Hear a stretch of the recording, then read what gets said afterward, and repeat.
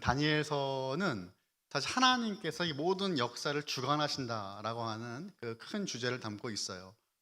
그래서 이 다니엘서를 읽음으로써 우리는 다시 한번 나의 삶을 주관하시고 나의 삶을 이끄시는 그 하나님의 놀라운 손길을 발견할 수 있는 것입니다. 내가 잘나서 단순히 운이 좋아서 우리의 삶이 지금 이 순간까지 올 수 있었던 것이 아니라 하나님께서 우리를 강한 오른팔로 붙드셔서 주님의 강한 장중으로 붙드셔서 우리가 오늘 이 순간까지 주님의 그 복을 누리고 살 수 있었다는 사실을 기억하심으로 다시 한번 하나님의 은혜가 회복되는 저와 여러분 모든 성도님 다 되시기를 주님의 이름으로 소원합니다.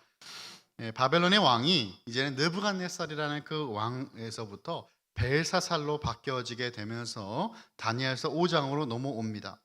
학계에서는요, 이 벨사살이 느부갓네살의 아들이 아니라 외손주다라는 주장들이 있어요.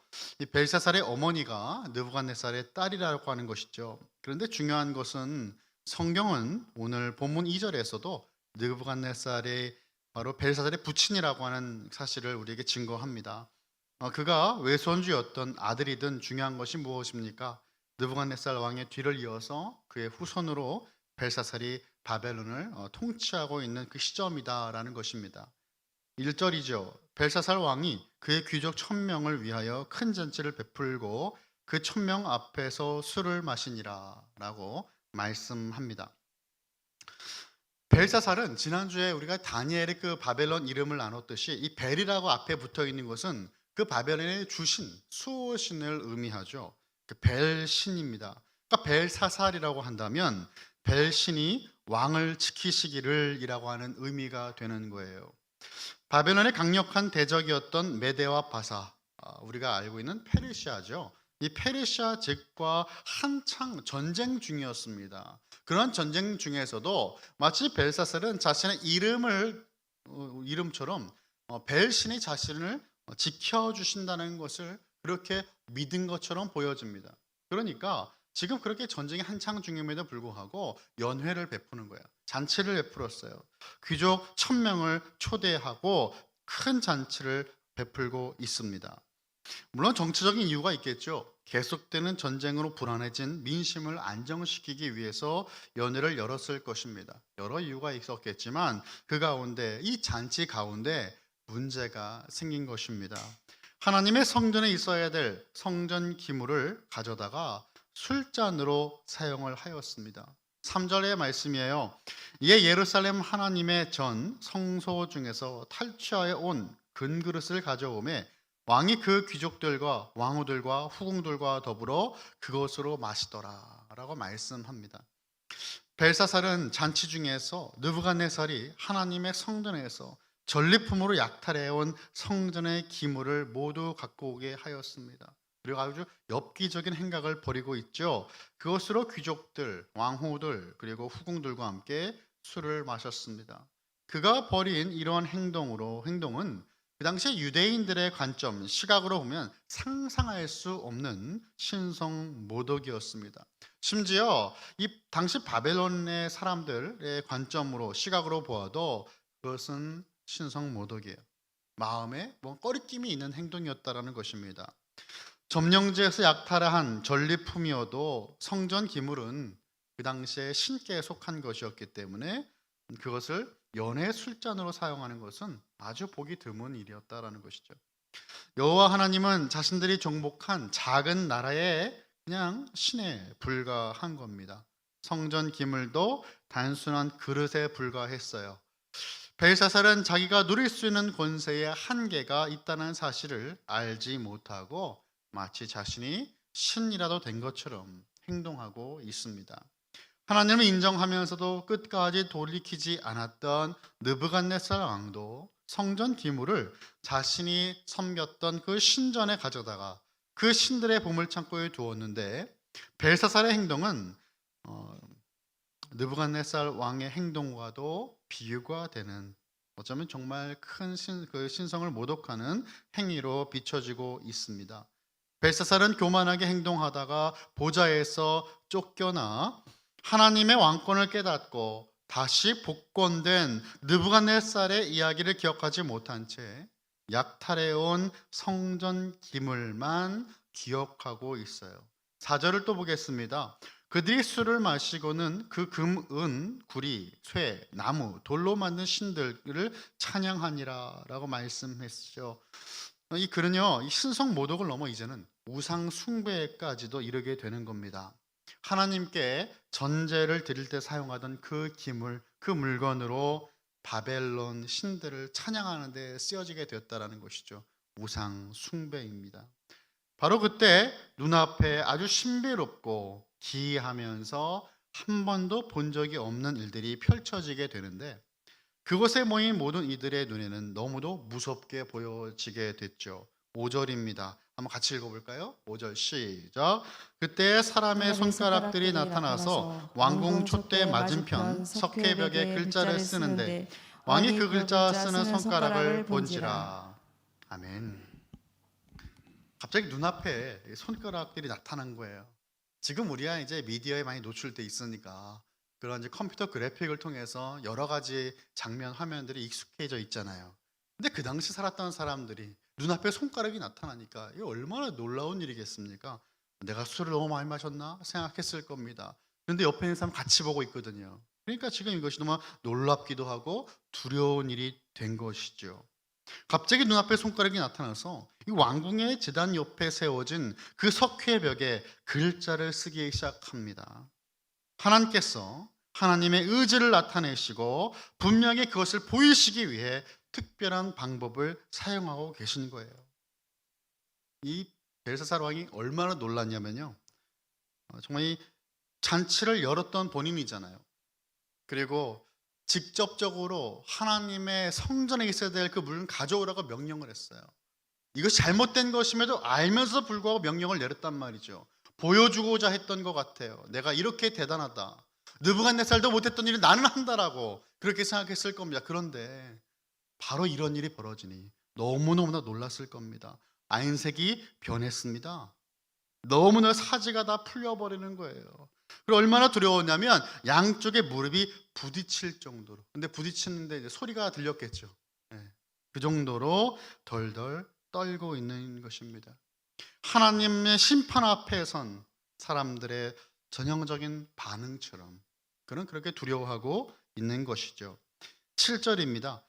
왕이 크게 소리질러 술객과 갈대아 술사와 점쟁이를 불러오게 하고 바벨론의 지혜자들에게 말하되 누구를 막론하고 이 글자를 읽고 그 해석을 내게 보이면 자주색 옷을 입히고 금사슬을 그의 목에 걸어주리니 그를 나라의 셋째 통치자로 삼으리라 하니라. 손가락들이 나타나 벽에 글씨를 쓰는 일이 벌어지고 나서 바로 그 왕은 바벨론의 지혜자들을 불러 모았습니다. 그리고 많은 상급을 약속하는 거예요. 자주색 옷을 입힌다라고 하는 것은 왕족이나 귀족이 입는 옷을 입혀 줄 것이라는 겁니다. 신분의 상승과 영광스러운 그 자리를 인도한다라는 것입니다. 목에 금사슬을 걸어준다는 것도 애굽이나 바벨론에서는 영광스러운 일을 의미했어요. 요셉도요, 애굽의 바로 앞에 섰을 때 그 바로 왕을 어떻게 했습니까? 세마포 옷을 입히고 요셉에게 금사슬을 목에 걸어 주었어요. 존귀한 자로 여긴다라는 것입니다. 나라의 셋째 통치자로 삼겠다라고 하는 것은 서열로 바벨론의 세 번째 지위를 약속한, 이 고위직을 약속한 것이죠. 그런데 문제는 아무리 똑똑한 바벨론의 지혜자라 할지라도, 아무리 상급이 대단하다 할지라도 아무도 그 손가락에 글씨를 해석할 사람이 없었다라는 것이에요. 글자를 읽지 못했다라는 것이십니다. 이들이 봤을 때는 이것은 외래어고 외계어처럼 보여지는 그런 언어였기 때문에 알지 못하는 겁니다. 하늘에 계신 하나님께서 나타내신 은밀한 것이기에 바벨론의 지혜자들이 알아내기에는 역부족이었던 것입니다. 뜻이라도 알아야 대처를 하는데 뜻조차 알 수 없으니까 불안했고 두려움은 더욱더 커지는 것입니다. 그게 그렇게 크게 놀란 왕은 낯빛이 변했고요, 귀족들은 함께 혼란에 빠졌습니다. 바로 그때 왕비가 잔치하는 궁으로 들어와 해결책을 내놓죠. 11절과 12절도 우리 한번 같이 읽어보면 좋겠습니다. 시작. 왕의 나라에 거룩한 신들의 영이 있는 사람이 있으니 곧 왕의 부친 때에 있던 자로서 명철과 총명과 지혜가 신들의 지혜와 같은 자니이다. 왕의 부친 느부갓네살 왕이 그를 세워 박수와 술객과 갈대아 술사와 점쟁이의 어른을 삼으셨으니 왕이 벨드사살이라 이름하는 이 다니엘은 마음이 민첩하고 지식과 총명이 있어 능히 꿈을 해석하며 은밀한 말을 밝히며 의문을 풀 수 있었나이다. 이제 다니엘을 부르소서 그리하시면 그가 그 해석을 알려드리리이다 하니라. 아멘. 느부갓네살 왕 때에 그랬던 것처럼 결국엔 답은 다니엘이었어요. 근데 다니엘을 불렀다는 것은 다니엘을 통해 역사하신 하나님을 의지한다라는 것이겠죠. 다니엘이 추천되었습니다. 당시 다니엘은 여든이 훨씬 넘은 나이로 추정이 됩니다. 벨사살 왕도 선조 때부터 인연을 맺은 다니엘의 소문을 익히 들어 알고 있었을 것입니다. 여든이 넘는 나이였지만 여전히 그는 어떤 평가를 받고 있죠? 마음이 민첩하다. 그리고 지식과 총명이 있는 자다라는 평가를 받고 있습니다. 다니엘은 하나님께서 세우신 그 바벨론의 왕 앞에 또 한 번 서게 됩니다. 벨사살 왕이 그를 해석해주면, 그 벽에 있는 글씨를 해석해주면 상금과 높은 자리를 주겠다라고 다니엘에게 말을 하지만 다니엘은 그 왕이 제시한 것을 단칼에 거절합니다. 17절을 보면 다니엘이 이렇게 말했어요. 다니엘이 왕에게 대답하여 이르되 왕의 예물은 왕이 친히 가지시며 왕의 상급은 다른 사람에게 주옵소서. 그럴지라도 내가 왕을 위하여 이 글을 읽으며 그 해석을 아뢰리이다 라고 왕 앞에 이야기합니다. 왕의 상급을 바라지 않는다라는 것입니다. 그리고 다니엘은 높은 지위 원하지 않는다라는 것입니다. 이런 것에 연연하지 않고 흔들리지 않는다라는 것이에요. 다니엘은 벽의 글을 해석하기 전에 대신 무엇을 하냐 하면 벨사살의 죄를 지적합니다. 눈에 보이는 것을 따르지 아니하고 하나님께서 다니엘을 세우신 그 목적을 그는 알고 있다라는 것입니다. 그는 사명에 붙들린 사람이었어요. 하나님께서 원하시는 그 메시지를 전달하는 것입니다. 단순하게 벽에 있는 글씨만 해석한 것이 아니라 모든 상황을 읽어내는 능력이 있었다는 것이에요. 하나님께서 왜 이런 일들을 허락하시는가? 이 모든 상황들을 믿음의 눈으로 바라보면서 하나님을 알지 못하는 이들에게 메시지를 전한다는 것입니다. 이것이 바로 오늘을 살아가는 저와 여러분의 역할, 믿는 이들의 역할, 복음을 받는 자, 먼저 예수님 믿는 자들의 역할이 바로 그러함이에요. 우리가 입술로만 예수님을 증거하는 거 물론 필요한 일인데 우리는 그것뿐만 아니라 플러스 알파가 있어야 돼요.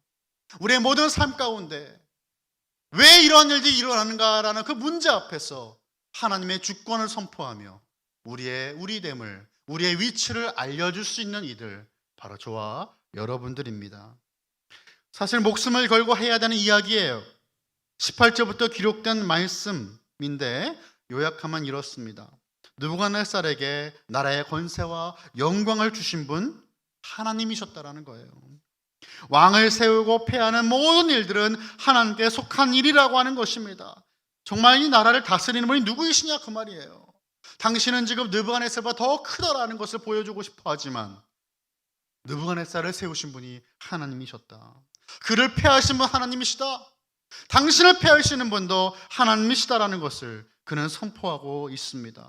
모든 일은 하나님께 속한 일이고 정말 이 나라를 다스리시는 분이 하나님이시다라는 것을 다니엘은 알게 합니다.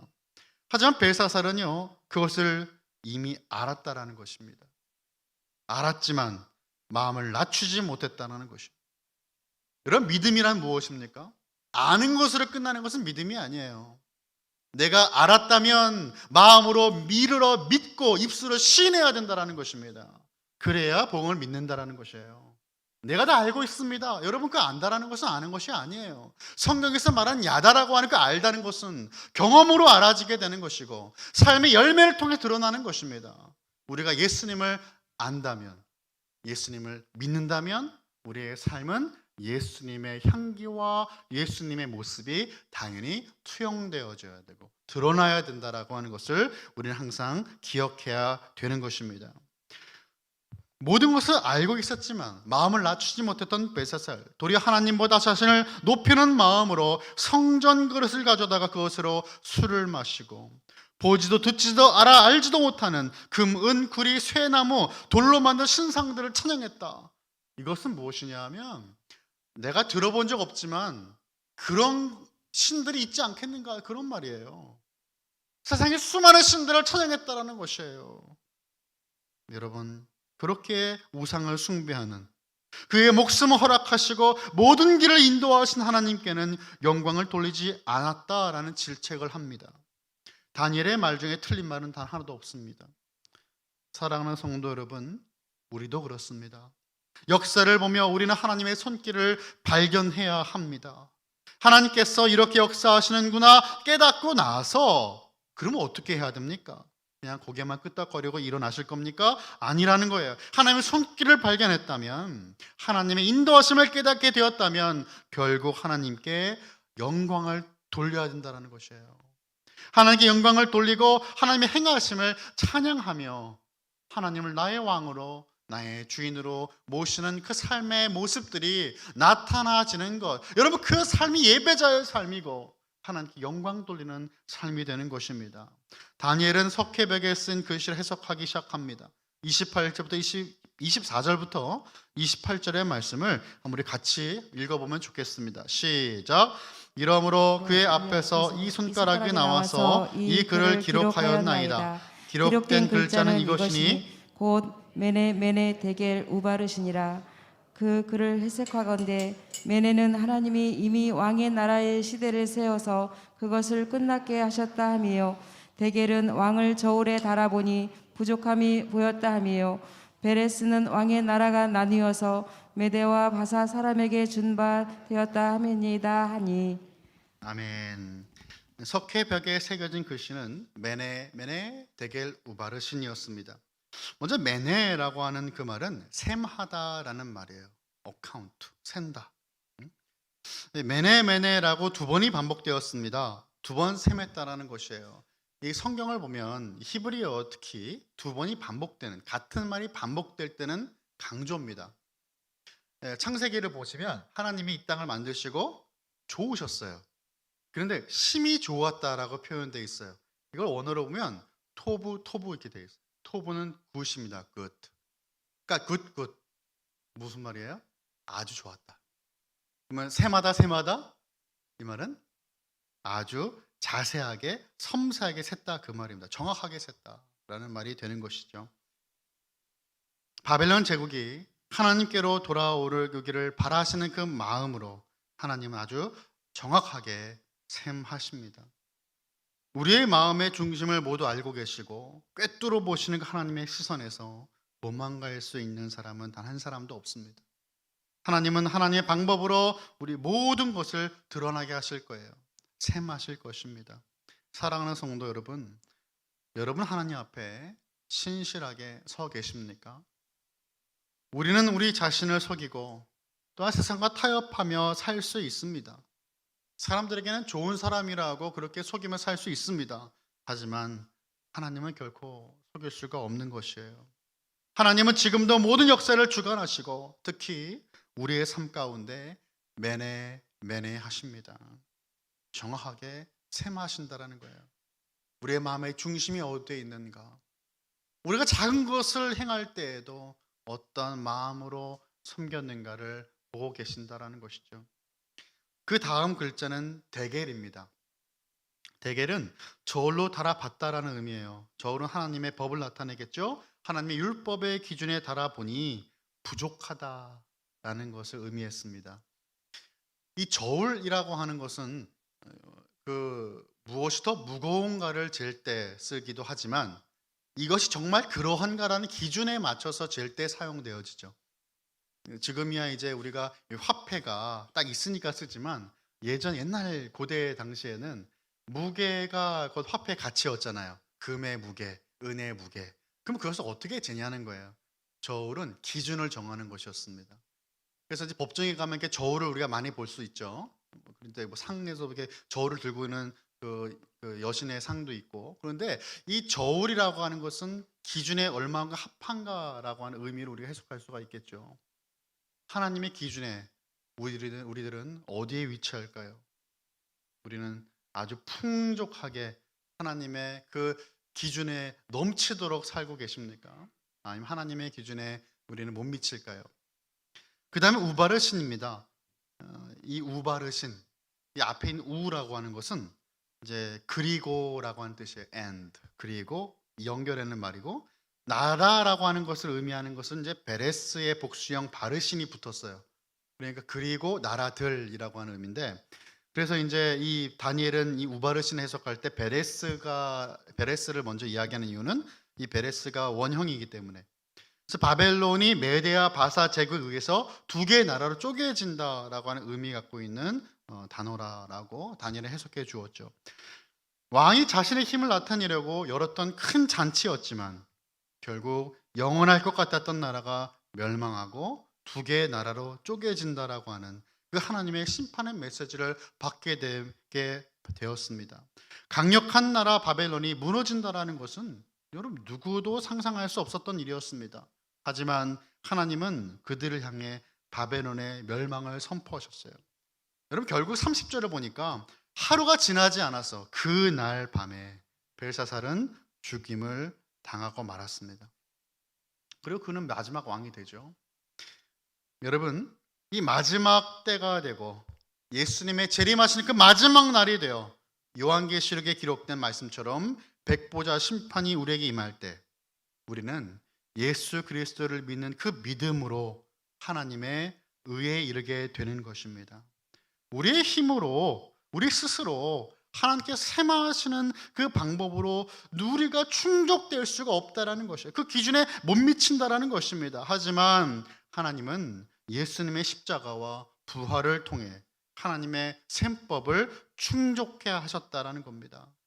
방법 없는 죄인들을 위해 예수님이 대신 십자가에서 죽으심으로 하나님의 셈법이 이제는 합당하게 되었다라는 거예요. 하나님의 기준으로 달았을 때 우리는 여전히 부족하지만 이제는 부족하지 않게 되었다. 누구 때문에?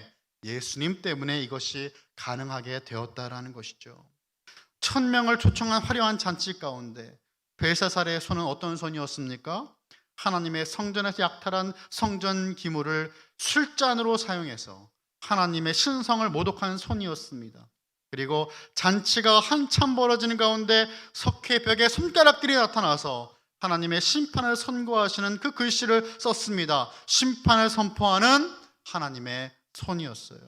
하나님의 손이 역사에 간섭하시는 것입니다. 사람의 손은 하나님께 쓰임받는 손이 되어야 되는 거예요. 저와 여러분의 손과 발이 어떠한 손과 발입니까? 하나님의 역할이 이 땅에서 우리가 대신해야 한다는 것이에요. 사랑하는 성도 여러분, 우리는 주기도문에서 항상 우리가 기도하지 않습니까? 하늘에서 뜻이 이루어진 것처럼 이 땅에서도 이루어지이다. 어떻게 이루어질 것입니까? 하나님 뜻이 이 땅 가운데 이루어지려면 우리의 손과 발이 주님의 손과 발의 역할을 감당해야 하는 겁니다.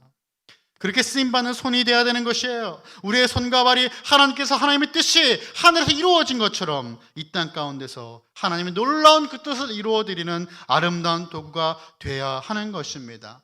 말씀을 정리합니다. 오늘 본문은 우리에게 이 땅에 눈에 보이는 것들의 유한함과 보이지 아니한 하나님의 나라의 무한함을 더욱더 보여주고 증거하고 있습니다. 영원할 것 같았던 바벨론이 하룻밤 사이에 무너졌습니다. 어떤 제국도 어떤 권력도 사람이 만든 것은 영원할 수 없다라는 메시지를 담고 있는 것이에요. 사도 바울은 고린도후서 4장 18절에서 이와 같이 말씀하였습니다. 우리 한 목소리로 같이 읽겠습니다. 시작. 우리가 주목하는 것은 보이는 것이 아니요 보이지 않는 것이니 보이는 것은 잠깐이요 보이지 않는 것은 영원함이라. 아멘. 아멘. 하나님의 나라만이 영원합니다. 하나님의 저울로 우리를 달아본다면 우리는 어떤 진단을 받겠습니까? 내 스스로의 답에 안에는 우리 삶에선 답이 없어요. 하지만 예수님 안에선 답이 있다 그 말이에요. 우리의 삶은 너무도 가볍고 바람에 쉽게 날아가 버리는 인생이 아니겠습니까? 여러분 그래서 시편 1편을 보면 이렇게 말씀하는 거예요. 하나님의 백성이 시냇가에 뿌리 내려서 철을 따라 열매를 맺고 그 잎사귀가 마르지 아니함 같고 하는 모든 일이 형통하다라고 말씀을 하고 있는 겁니다. 예수 그리스도께 뿌리 내리고 예수 그리스도께 접붙임 받은 그 나무는 많은 열매를 맺게 되어지는 거예요.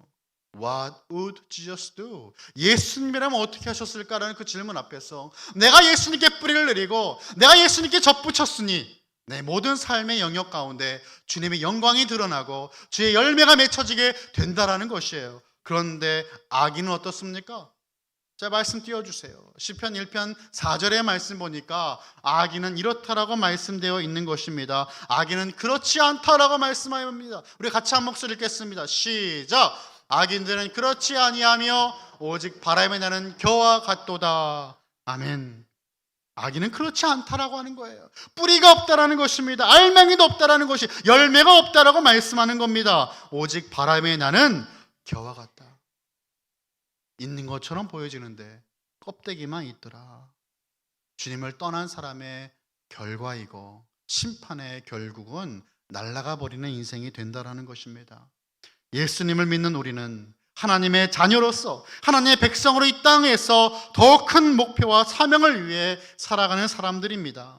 이곳에 모인 모든 칼빈의 가족들, 권속들이 다니엘처럼 성경에 나온 우리 수많은 믿음의 선배들처럼 끝까지 주님 앞에서 하나님의 뜻을 이루는 아름다운 도구가 되시기를, 그렇게 하나님의 나라를 위해 헌신함으로 쓰임받는 우리 모두가 되시기를 예수님의 이름으로 간절히 축원합니다.